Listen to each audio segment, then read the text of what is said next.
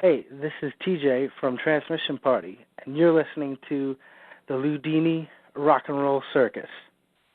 Hey, everyone. Welcome back to yet another edition of the Loudini Rock and Roll Circus podcast. As you know, the Loudini Rock and Roll Circus brings you great independent artists that you are not going to hear of anywhere else, or very few places, that is.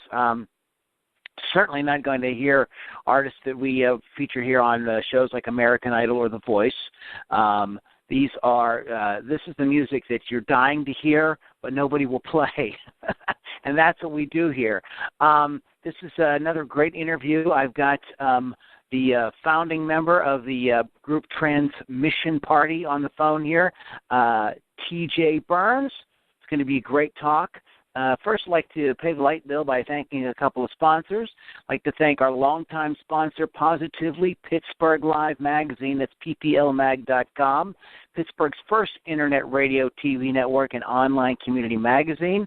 Please check them out.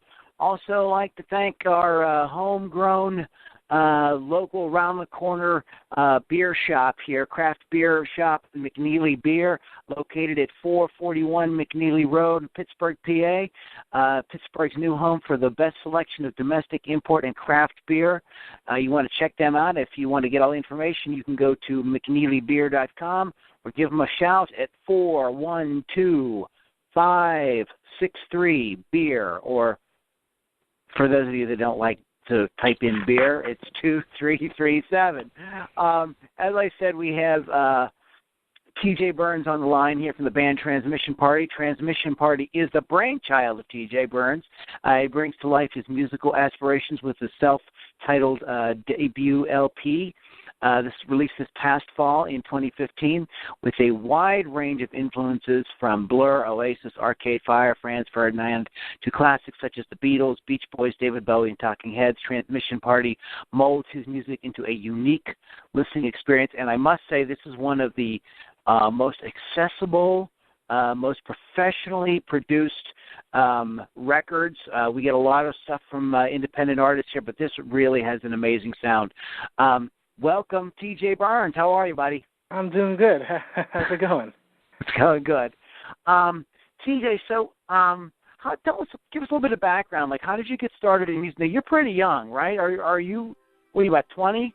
I'm about I'm going to be 26 this year. Okay. Because I was looking at some of your videos, and so I could see that you're you're a young guy. You have a very mature sound, but you'll tell us all about that in a second. How did you get started in music? Well, music was always being played in the house, so it was readily accessible. My dad's a musician, and so he would always turn me on to something, and all my family members love music, so I got very different takes on music and from all over the spectrum. Now, to say your dad is a musician is a little bit of an understatement. Why don't you tell everybody? You probably tell it better than me. Your dad is the longtime guitarist with Billy Joel. Yeah. Your dad's Tommy Byrnes, right? Yes. Okay. Well. So what was that like? Well, I mean, you said you got like different takes on music. Did he give you guitar lessons? Did he, how did you guys like work on music together? Like, how did you get into actually like playing, and everything like that? Well, he never really forced it on me. Mm-hmm. He just let me do my own experimentation. But when I really got into it around 15, 14, I would just go up to him and ask him, like, how do you play this? How do you, get a chord? How to approach certain things that I wasn't getting, and he was always happy to help. It was never like go into your room and practice for 3 hours and then you'll have dinner. It was never like that. It was more of like just he would just let me do whatever I wanted to, or whatever I wanted to explore. Now, you pretty much play every instrument.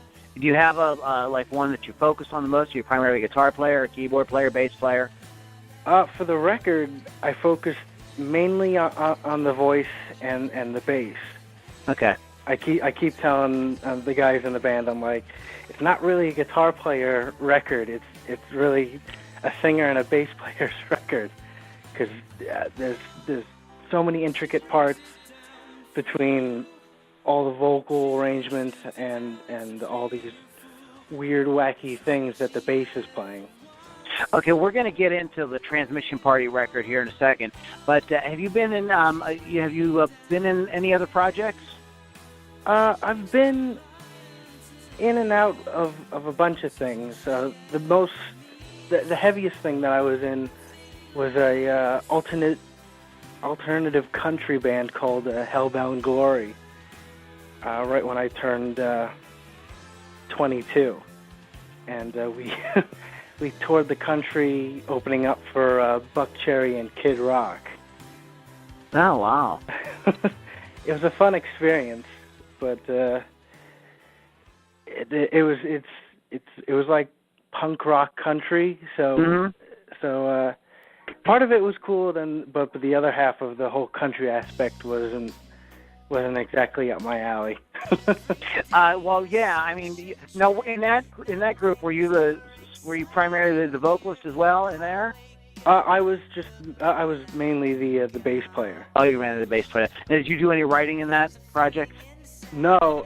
Well, the main guy, Leroy Bowers, was an incredible songwriter. So we just let him come up with all the ideas. He had some great tunes that we were working on for that tour, and he just like, they just always fell into his lap. It was an amazing experience for me as a songwriter, just to watch somebody else just churn out these great songs. Who are you, in terms of songwriters, who are your heroes? Who are the guys you like? I know by listening to your record, it's obvious you like a lot of music, but off the top of your head, we won't give any demerits if you skip a few or you forget about a couple. Oh, first and foremost, I mean, the Beatles, Lennon and McCartney have always, they're the ones that I always, when I first started writing, went to for inspiration. But as the years went by, so I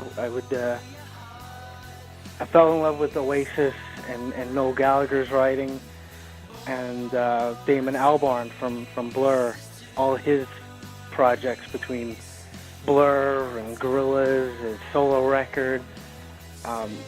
There's a lot of Blur on the record, and it's a lot of British influences. Yeah, I mean, really, you were saying, you're a singer-songwriter, bass player, and the first person that pops into my mind when you say that is Paul McCartney.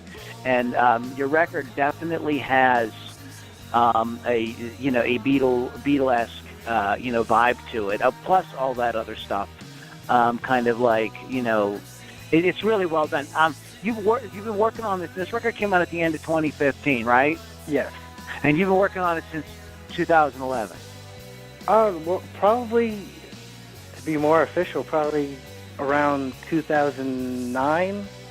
Okay, so that's kind of a long time to put together one record.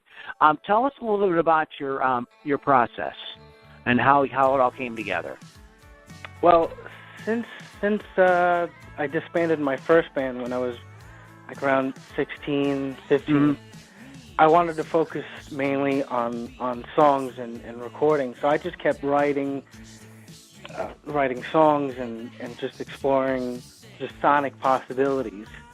So I would write like, okay, I want to do something that sounds like a Landlocked Beach Boys, or something that sounds like a Happy David Bowie song, or some. Okay. Just like try these little challenges, and I just kept writing and writing, and I would release like a couple songs here and there, but they were never really finished. So, but over the last 2 years, it's just been driving me crazy, and I need to finish something because I want to move on to create more challenging things. I need to put these like 30 or so songs to rest. At least half of these songs, just kind of bury them and move on. Right. So over the last 2 years, we just combed through. Me and my dad combed through every little detail, every lyric, every riff, and added new drums, added new vocals where we needed them, tightened certain things up, new bass parts here and there, and just went for an actual real record rather than just crummy little demos that I would just stick on SoundCloud. Mm-hmm. Went for the real actual plastic. Okay. You don't shy away from influences. You know, when I'm listening to the songs on your record, I mean, some artists are like, you can kind of hear where, like, you know, okay, this sort of sounds like a Led Zeppelin thing, but all of a sudden they go off in some direction because they're too like afraid that they might sound like Led Zeppelin, you know, or something like that, or the Doors, or Nirvana, or something where you're like, screw it, this is the song, and this is what works in this song, and this is the song I'm going to write, and this is what it is. And you don't seem to be shy away from something that you might sound like 70s era Paul McCartney and Wings, or Ziggy Stardust era, you know, David Bowie. Yeah. Do you ever think about that, or you just like let the song decide what it's supposed to do? It's part consciousness and just part like, you know, that's the way the song wants to live. Mm-hmm. You know, the song, I just let the song grow and let it develop into whatever it needs to be. I mean, I always take inspiration from something. Nothing comes from nothing unless you're some kind of crazy genius. but Gotcha.